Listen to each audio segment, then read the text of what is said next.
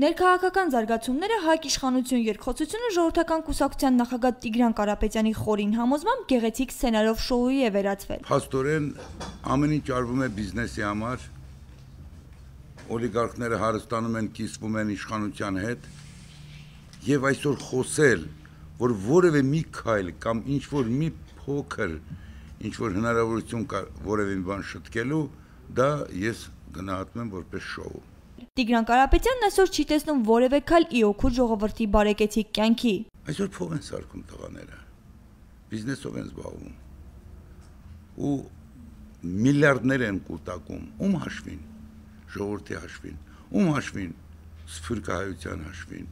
ում հաշվին, դրսից վարկեր վերցնելու հաշվին։ Եթե սա է իրականում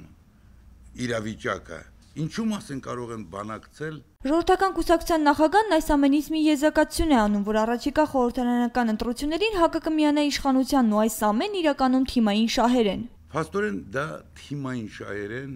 ժողովուրդը ոնց կա, այս համակարգը իրենք երկուստեք եւ կառուցել են, այդպես էլ կմնա,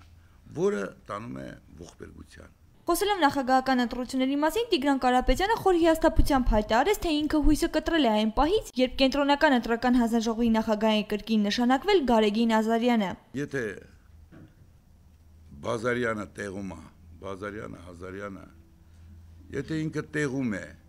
ինչը կարող է փոխվել, ինչը անցյալ ընտրություններին ինքն այնտեղ չէր, հələ հակառակը ավելի ամրապնդել են իրենց դիրքերը։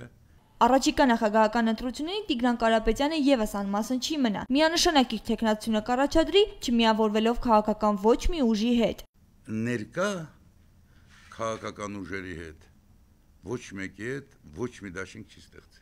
Լևոն Տեր-Պետրոսյանին չտեսնելով նախագահի աթոռին, ժողովրդական կուսակցության նախագահն իրեն համարում է որպես այլընտրանք եւ ըստ նրա նա լինելու է այն միակ թեկնածուն, որ ժողովրդին ընտրության հնարավորություն է ապահովելու։ Թե ինչի անսեր ունի Տիգրան Կարապետյանը նախագահական ընտրություններին, չի բացահայտում։